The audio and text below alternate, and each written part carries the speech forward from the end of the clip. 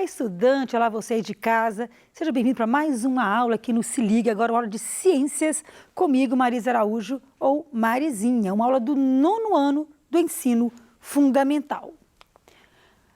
Tema da aula de hoje, evolução e diversidade. Falamos aí de Darwin, Lamarck, né? Vamos continuar aí nessa viagem muito divertida que é evolução, tá? O que queremos aprender na aula de hoje? Nós vamos discutir a evolução e a diversidade das espécies com base na atuação da seleção natural sobre as variantes de uma espécie resultantes de processo reprodutivo. Vamos trabalhar então hoje com seleção natural, tá? Lembrando aí que isso está na teoria de quem, gente? De Darwin, né? Adaptação e seleção natural. Observem essa imagem. Estamos vendo aí, olha, um ambiente com gelo, né? E observamos a cor aqui parece uma lebre, tá, gente? E aqui, olha, provavelmente uma raposa do Ártico, tá, gente? E olha só, presa e predador, né? Será que esse ambiente, que a cor desse ambiente influencia na adaptação e na seleção natural? Né? Eu quero que vocês raciocinem rapidamente sobre esta imagem. Lembrando que a seleção natural age na variabilidade genética, como aqueles seres que sobreviverem mais e reproduzirem numa taxa mais elevada que os outros da mesma espécie, ali naquela população, eles vão ser o quê? Selecionados, tá ok? Então, essa imagem aqui, gente, mostra que eles estão, sim, adaptados àquele ambiente onde eles vivem, tá certo? A presa, ela vai poder se esconder, né, muito facilmente, tá certo? E o predador, ele também ali vai ter benefícios de estar ali parecido, que ele pode esconder também naquele gelo, tá ok? Vamos lá. Seleção natural e fatores. Bem, a seleção natural, ela age em quais fatores? Variabilidade entre os indivíduos. A seleção não vai agir na igualdade, ela vai agir na diferença, na variabilidade. Se eu tiver um canteiro com borboletas todas coloridas, né? E elas forem da mesma cor que, por exemplo, o fundo, né, que é a flor, o pássaro não vai conseguir localizar facilmente. Mas se tiver várias borboletas coloridas, uma azul, outra vermelha, outra branca, e o fundo lá, por exemplo, se for um fundo amarelo, o pássaro, então, vai conseguir localizar, tá, gente? Então, a variabilidade aí, ela é importante para a seleção natural. Reprodução diferenciada, se uma espécie reproduz mais, né, se um grupo de indivíduos ou população reproduz mais que o outro, ele também vai ter o quê? Benefício de passar para frente esse material genético, que eu chamo de hereditariedade. Vamos lá. Notícia. Um estudo publicado na Nature dessa semana forneceu a prova definitiva que as diferentes frequências de colorações das traças ou mariposas da espécie Biston betulária emergiram como fruto direto da seleção natural durante a Revolução Industrial. Um texto aqui, tá? De 2018. Vocês estão lembrados a que se refere esse texto? Vocês já estudaram isso. Melanismo industrial. O que diz essa teoria, né? Que os indivíduos que tenham mais cor, né, a cor mais escura, mais melanina, eles seriam o quê? Eles teriam vantagens adaptativas em relação a outros mais claros. Por quê? Porque a partir da Revolução Industrial, corrigindo aí, muito mais poluição no ar, os líquens das árvores, no caso aqui, olha, que essa mariposa clara, né, mais clara, ela iria se esconder aqui, olha, né, ela iria se camuflar com um fundo cheio de líquens, mas esses líquens reduzindo ou desaparecendo, favorecia a mariposa mais escura. Porque agora ela poderia se camuflar melhor, ficaria escondida no ambiente. Então, o pássaro não localizaria mais a mariposa escura, né, com a frequência maior, né, que antes da Revolução Industrial, tá certo? Então, isso mostrando aí, gente, como que a camuflagem, ela também é uma estratégia importante aí para a sobrevivência e, basicamente, relacionada aí à seleção natural. Outro exemplo, uma onça pintada e uma onça negra. Já ouviram falar? Será que são duas espécies diferentes? Vamos ver? Não. Você sabia que onça preta e onça pintada são da mesma espécie? Tá? Panthera unca. Mas análises genéticas comprovaram que elas são representantes da mesma espécie, mas a gente acha na natureza uma quantidade maior de onças pintadas do que onças negras. Por que será? Vamos ver como que o ambiente influencia, né, nisso. Olha, no caso das onças, a coloração escura é causada por uma mutação genética, a mutação é importante na variabilidade, a gente que age lá no DNA, né, que aumenta a quantidade de melanina, que é o pigmento aí da pele. O melanismo é uma característica dominante. Ora, se a melanina é dominante, então nós devíamos ter muito mais onças negras no ambiente. E por que isso não ocorre? No entanto, onças melânicas aparecem em uma frequência muito menor do que indivíduos amarelos na natureza. Por que será? Será que tem a ver aí com o ambiente? Olha só, fatores como umidade, temperatura, precipitação e principalmente a radiação solar são determinantes para a ocorrência de indivíduos melânicos, ou seja, é a ação da seleção natural que desfavorece a presença de onça preta na maior parte do Brasil. Mostrando aí, gente, lembrando que o fenótipo, né, é a expressão do genótipo, mas também a influência do meio ambiente, tá certo? Lembrando aí de alguns dados de genética. Vamos lá. Marisa, os fenótipos, que é aquilo que você está vendo, você está me vendo aqui na televisão, é o meu fenótipo. Cor de cabelo, cor de pele, estatura, formato do nariz, etc. Os fenótipos e os genótipos, quer dizer, a minha carga genética, favorecidos pela seleção natural, são necessariamente apenas aqueles que sobrevivem mais ou aqueles com maior aptidão geral. Basta sobreviver? Não. Diz para vocês que seleção natural, além de sobreviver, nós devemos o quê? Reproduzir, tá? Então, olha só o que é aptidão. Pode anotar aí no seu caderno. É uma medida de sucesso reprodutivo. Quantos descendentes um organismo deixa para a geração seguinte em relação a outros no grupo, tá? Reproduzir é importantíssimo para passar para frente o material genético, tá certo? Logicamente, aquele que adaptou melhor, sobreviveu, né?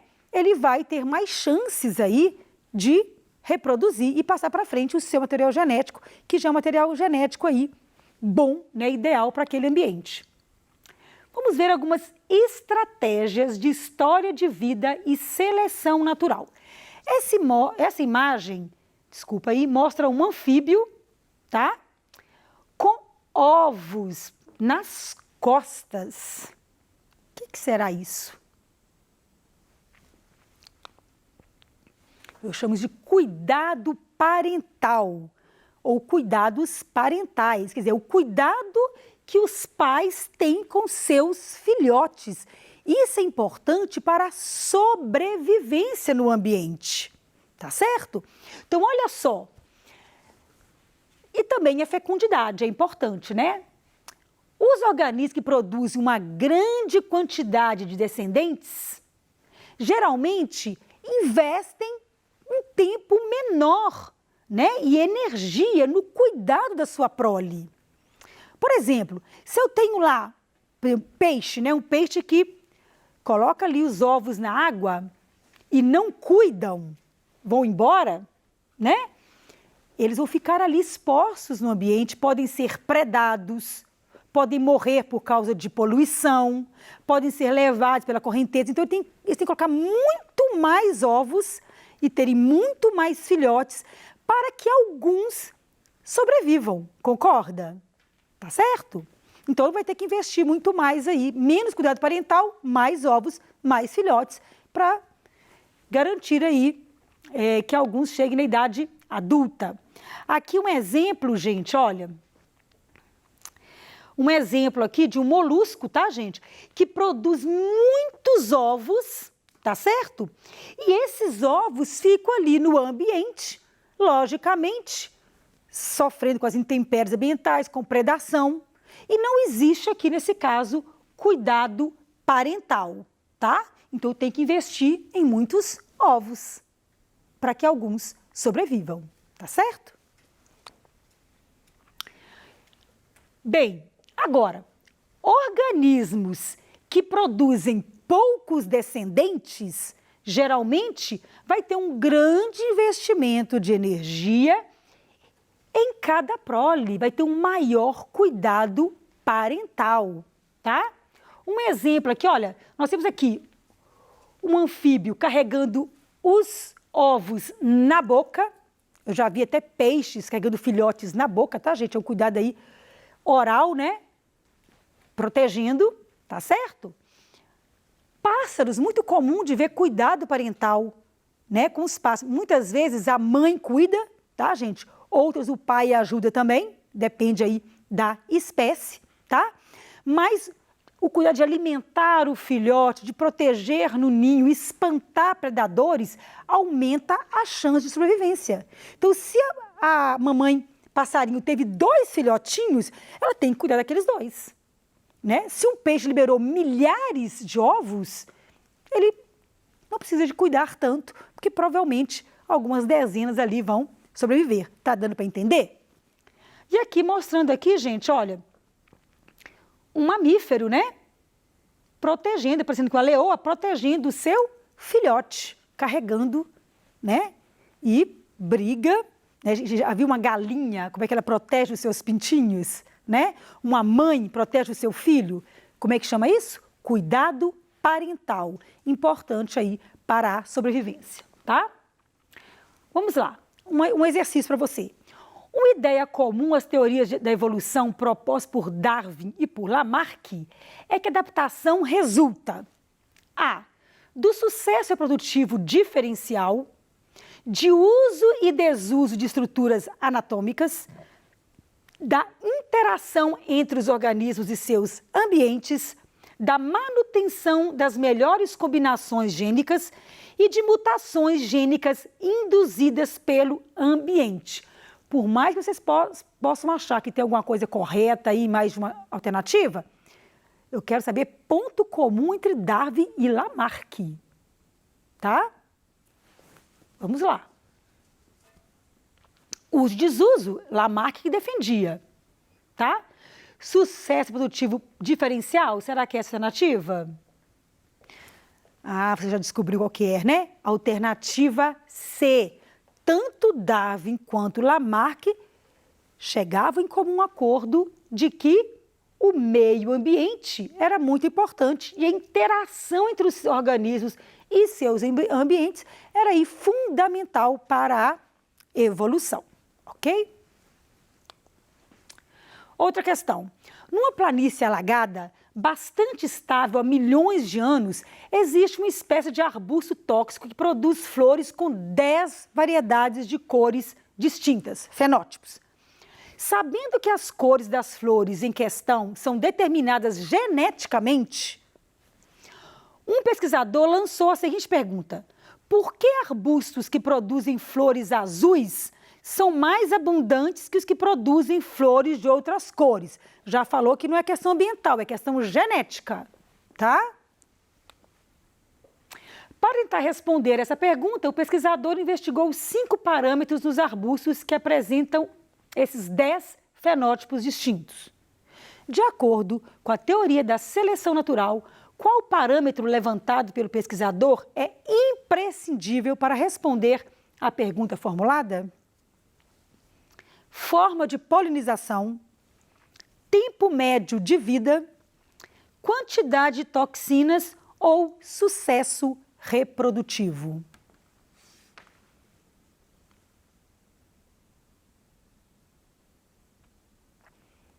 Se flores, né, mais flores azuis, a cor é determinada geneticamente, então aí vamos deixar o ambiente aí um pouquinho mais de fora dessa resposta. O que seria então? Sucesso reprodutivo. Quer dizer que aquele grupo de plantas ali, ela tinha um sucesso reprodutivo, ela conseguia então produzir sementes, dispersar, né, germinar e adaptar ali ao meio ambiente, tá certo? Então a resposta é letra D. Vamos lá. Outro assunto importante na evolução é evidências da evolução. Como podemos provar que a evolução ocorre, né? Olha só, são várias evidências da evolução. Quais são elas? Olha, registro fóssil, as homologias, que eu vou explicar o que é, e as evidências celulares e moleculares. Tá, gente? Lembrando que Darwin, ele explicou a evolução, mas ele não sabia explicar o que causava variabilidade. Depois aí, com novas descobertas, né, principalmente na área da genética associada aí à teoria evolutiva, conseguiram aí explicar a variabilidade.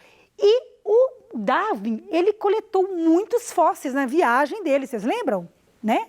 No navio, principalmente lá em Galápagos. Então, olha só, essa imagem mostra o quê, gente? Um paleontólogo, né, procurando ali um fóssil, tá? Então, vamos lá. Marisa, qual a diferença entre homologia e analogia? Vocês lembram também, voltando em Darwin, que ele explicou os tentilhões de Galápagos, que provavelmente tinham um ancestral comum, e esse ancestral espalhou ali nas ilhas e adaptaram a cada ilha e foram surgindo aí espécies diferentes, né, a partir desse ancestral comum. Olha só, eu tenho aqui um braço de humano, de um gato, de um golfinho e de morcego. Todos esses membros anteriores aqui, eles têm ossos, podem ver pela cor aqui, olha, ossos bem parecidos em número, tá? Principalmente, e tem a mesma origem embrionária. Isso quer dizer que eles vieram de um ancestral comum, mas eles são adaptados, né, ao ambiente, e um braço pode ser usado para pegar, o outro braço pode ser usado o quê? Para correr, o morcego o quê? Para voar, quer dizer, eles têm uma origem embrionária semelhante, mas funções diferentes, tá? Comparando aqui, olha, esse aqui é homólogo, no caso de estruturas análogas, eu tenho uma asa de ave comparada com uma asa de inseto, aqui é o contrário. Nós temos aqui, gente, uma origem embrionária diferente, tá? Mas convergindo para uma mesma função, que eu chamo de analogia, tá? Então, a homologia leva à irradiação adaptativa, quer dizer, um ancestral comum, órgãos homólogos, mas que tem o quê? Funções diferentes, tá certo? E no caso da analogia, lembra aí a convergência adaptativa. Nós temos aqui golfinho, que é mamífero, um réptil fóssil e um peixe. Quer dizer, são grupos, né, classes diferentes, mas que tem esse formato do corpo, né, anatômico próprio para quê? Para nadar. Então, o quê? Convergiram aí para adaptar ao ambiente, ok? Bem, fica para você estudar e depois traz sua pergunta para mim, tá certo? Como se formam novas espécies? O que é necessário? Quero que vocês pesquisem e depois tragam para mim aí suas dúvidas, tá?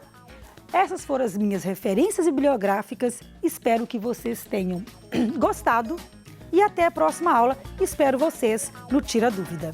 Um grande abraço da Marizinha.